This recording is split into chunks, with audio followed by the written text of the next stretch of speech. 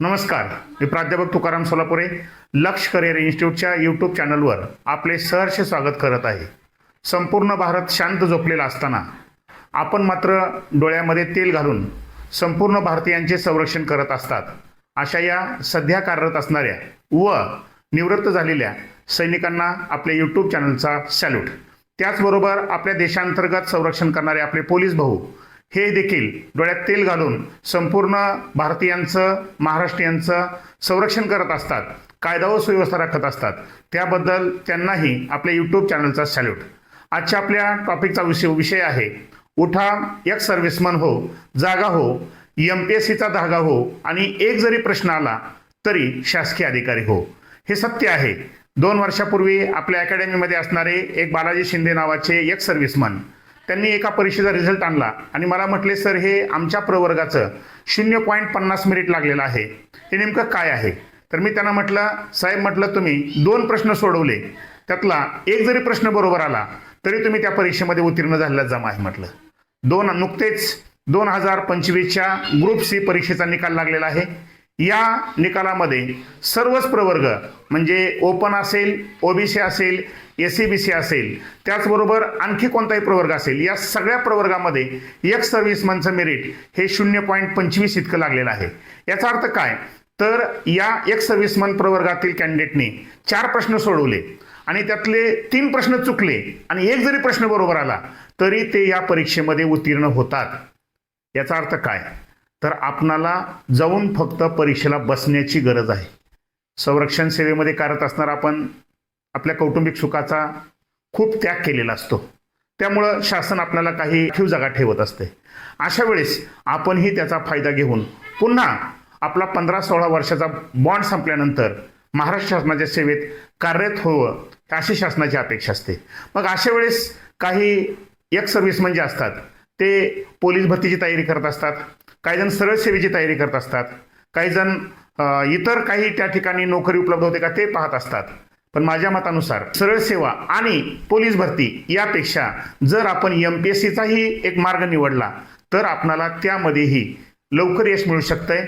आपण यावर्षी एक उदाहरण घेऊया. आमच्याकडे काही एक सर्व्हिसमन होते, ते पोलीस भरतीची खूप चांगली तयारी करत होते. पोलीस भरती त्यांना वाटायचं की मी 100% पोलीस भरती यशस्वी होणार आणि त्यांना फिजिकल परीक्षेमध्ये खूप चांगले मार्क पडले. मात्र लेखी परीक्षेमध्ये कमी मार्क पडले. त्यामुळे यावर्षी ते पुन्हा पोलीस भरतीची तयारी करत आहेत. त्यातील एक सर्व्हिसमन म्हणला, सर तुम्ही सांगत होता की पोलीस भरतीची प्रोसेस सुरू असताना MPSCच्या ग्रुप सीची जाहिरात निघालेली आहे, त्याचाही फॉर्म भरा. परंतु आम्ही नजर चुकीनं फॉर्म भरला नाही. जर तो फॉर्म भरला असता तर आज आम्ही देखील या MPSCच्या पूर्व परीक्षेमध्ये पास होऊन आम्ही मुख्यच्या तयारीला लागलो असतो. लक्षात ठेवा, त्यावेळेस आपण काय करतो, एखाद्या परीक्षेची तयारी करत असताना इतर संधीकडे डोळेझाक करत असतो. पण तसं करू नये. याचा अर्थ काय? समजा त्या मिलिटरीमॅनची पोलीस भरती संधी गेली आणि आता जर फॉर्म भरला असता, सदरच्या परीक्षेचा निकाल लागला, ते परीक्षेमध्ये पास झालेले दिसले असते. ह्याची मुख्य परीक्षा 12 जुलैला आहे. मग 12 जुलैच्या परीक्षेमध्येही हे पास झालेले दिसले असते आणि कदाचित दिवाळीपर्यंत किंवा या वर्षी एंडपर्यंत ते एक्साईज इन्स्पेक्टर, टॅक्स असिस्टंट यासारख्या पदावर गेलेले दिसले असते. आपणही जे एक सर्व्हिसमन आहात, अज्ञानामध्ये राहू नका. या वर्षी जवळजवळ MPSC मार्फत 10,000 पदाची जाहिरात येणार आहे असं सोशल मीडियावरील माहितीवरून प्राप्त होत आहे. मग आपल्यासाठी ह्यातल्या काही जागा राखीव असतील.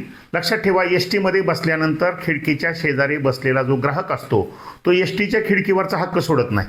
मग आपण जर आपल्याला राखीव जागा असताना त्याच्यावरचा हक्क का सोडायचा? त्यामुळं येणाऱ्या काही दिवसामध्ये ग्रुप सीची जाहिरात प्रचंड मोठी निघण्याची शक्यता आहे. कारण शासनानं काही जे ग्रुप सीमध्ये IBPS TCS कंपनीमधल्या परीक्षा घेत होते, त्यातल्या काही प्रवर्गातल्या जागा ह्या ग्रुप सीमध्ये ॲड केलेल्या आहेत. त्यामुळं मोठी जाहिरात असू शकते. फक्त विनंती एक आहे, पोलीस भरती तर पोलीस भरती, सरळ सेवा तर सरळ सेवा असं न करता जर आपणाला या वर्षीच्या एंडपर्यंत शासकीय नोकरी पाहिजे असेल किंवा एक प्रशासकीय अधिकारी व्हायचा असेल, कारण का एक्साईज इन्स्पेक्टर सुद्धा तुम्हाला तिथं जो दर्जा होता त्याच दर्जासारखं खूप चांगलं पद आहे. जरी ते ग्रुप सीमध्ये असलं तरी तुम्हाला मान सन्मान जो तिथं मिळत होता त्याच धर्तीवर मान सन्मान या ठिकाणी सुद्धा मिळत असतो. टॅक्स असिस्टंट नावाचं पद आहे. अशा अनेक पदं ग्रुप सीमध्ये आहेत. या पदाला तुमचं सहजासहजी सिलेक्शन होऊ शकतं. फक्त एक ते एक, पोलीस भरती तर पोलीस भरती किंवा सरळ सेवा तर सरळ सेवा किंवा अदर एखादा मार्ग आहे त्याच्या नादी न लागता वर्षभरामध्ये ज्या ज्या जागा आपल्यासाठी राखीव आहेत त्या सगळ्या प्रवर्गासाठी फॉर्म भरायचा प्रयत्न करा. कारण यावर्षी जर तुम्ही येणाऱ्या ग्रुप सीचा फॉर्म भरला तर येणाऱ्या काही दिवसामध्ये आपण त्वरित शासकीय अधिकारी झाल्याशिवाय राहणार नाही. त्यामुळं जर या परीक्षेमध्ये पास व्हायचं असेल तर माझ्या मतानं आपण उघडे डोळे ठेवून अभ्यास करावा. आणि जर हा आपला व्हिडिओ आपल्याला आवडला असेल तर लाईक करा, शेअर करा, सबस्क्राईब करा.